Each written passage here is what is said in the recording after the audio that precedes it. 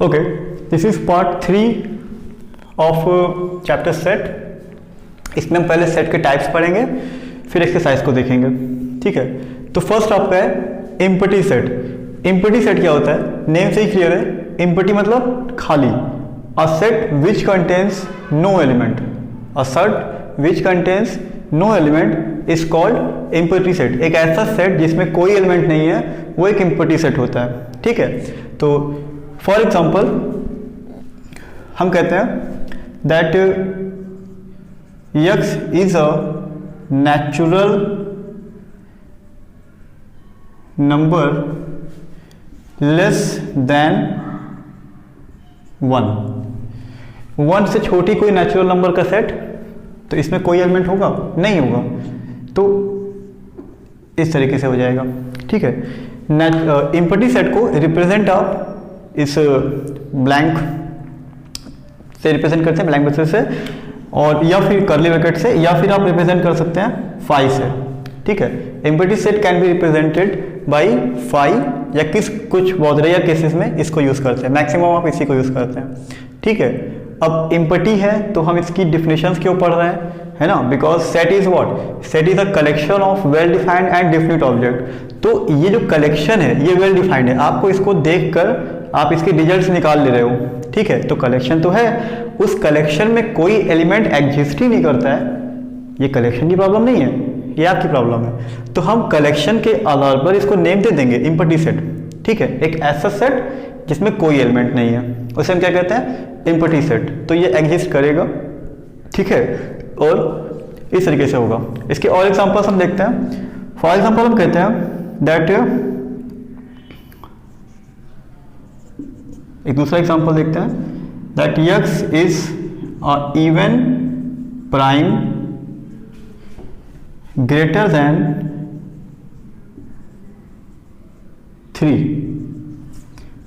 For example हम ये कहते हैं एक ऐसा इवन प्राइम जो कि 3 से बड़ा हो। अच्छा, इवन प्राइम अगर आपको पता हो तो इवन प्राइम सिर्फ 2 होता है, तो 3 से बड़ा कोई इवन प्राइम हो सकता है? नहीं हो सकता। तो ये भी क्या है? Empty set. ओके, एक एग्जांपल हो गया। एम्प्टी सेट को हम और भी कहते हैं, या इसको हम कह सकते हैं नल सेट। ठीक है, इसको हम नल सेट से भी रिप्रेजेंट कर सकते हैं, या फिर इसको हम कह सकते हैं वाइड सेट। इसके डिफरेंट नेम्स हैं, बट बेसिकली हम क्या पढ़ते हैं? Empty set. A set which does not contain any element is called an empty set and it is represented by phi. इसको फाई पढ़ते हैं। Okay, that's it. Okay, second है finite and infinite set. तो finite set और infinite set name से ही clear है। Finite set क्या होगा? जिसमें फाइनाइट नंबर ऑफ एलिमेंट्स होंगे। ठीक है, अ set which contains finite number of elements, okay, that is called finite set. जिसके सेट्स के एलिमेंट्स सीमित हों उन्हें हम कहते हैं फाइनाइट सेट। और अ set which contains infinite number of elements is called infinite set. Example देखते हैं। जैसे हम ये एक सेट कहते हैं A, इसमें एलिमेंट्स हैं 1, 2, 3 एंड 4। तो ये क्या है? इसके एलिमेंट्स सीमित हैं 1, 2, 3 एंड 4। ये आपका फाइनाइट है। ठीक, फाइनाइट सेट। ओके, अब हम कहते हैं एक दूसरा सेट B है, that is 1, 2, 3, 4, 5 up to so on, set of natural number. तो ये क्या है? इनफाइनाइट। ठीक है, इसके एलिमेंट्स इनफाइनाइट है, इसको हम बोलते हैं इनफाइनाइट सेट।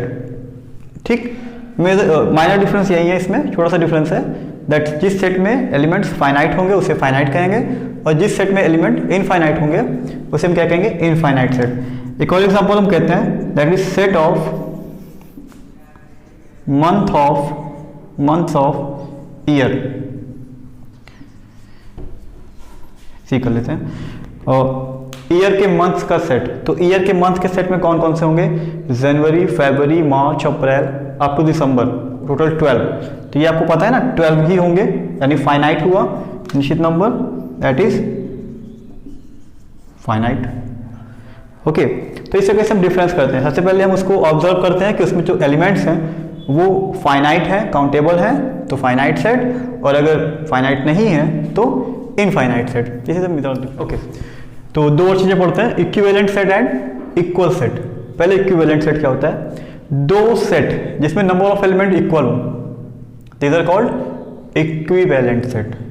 दो सेट जिनके नंबर ऑफ एलिमेंट्स इक्वल हो, these are called equivalent set. For example two sets हैं ए एंड बी, अगर n A is equal to n B, ये कंडीशन होता है, देन ये क्या है, equivalent set. N A means number of element in A, n B means number of element in B. For example हम कहते हैं A is equal to 1 2 and 3, कितने एलिमेंट्स हैं, 3। और दूसरा सेट बी कहते हैं that is A B C, कितने एलिमेंट्स हैं, 3। दोनों में 3 एलिमेंट्स हैं, तो A and B are equivalent set. ठीक, एलिमेंट से कोई मतलब नहीं है, वो एलिमेंट्स आपस में कैसे हैं, नो वरी, आपको सिर्फ उसके नंबर ऑफ एलिमेंट्स देखना है। अगर दो सेट में नंबर ऑफ एलिमेंट्स सेम होते हैं, पहले में भी 3 एलिमेंट्स, दूसरे में भी 3 एलिमेंट, पहले में 5 एलिमेंट, दूसरे में 5 एलिमेंट, पहले में 10 एलिमेंट, दूसरे में 10 element, then these are called equivalent set. और अगर डिफर है तो इक्विवेलेंट नहीं है। ओके, ये आपकी डिफिनेशन हो गई। दूसरा आते हैं इक्वल सेट पे। तो इक्वल सेट क्या होते हैं, two set having exactly the same elements are called equal set. Means इसमें आपका नंबर ऑफ एलिमेंट्स भी इक्वल होगा और जो एलिमेंट्स होंगे वो भी इक्वल होंगे। जैसे हम कहते हैं that A is equal to A B C. ठीक, एक सेट है, इसमें 3 एलिमेंट हैं और एलिमेंट्स क्या हैं, ए बी एंड सी। और दूसरा सेट एक बी है, इसमें भी 3 एलिमेंट हैं, ए बी सी। देन यहाँ पे क्या हो जाएगा, ए इज इक्वल टू बी।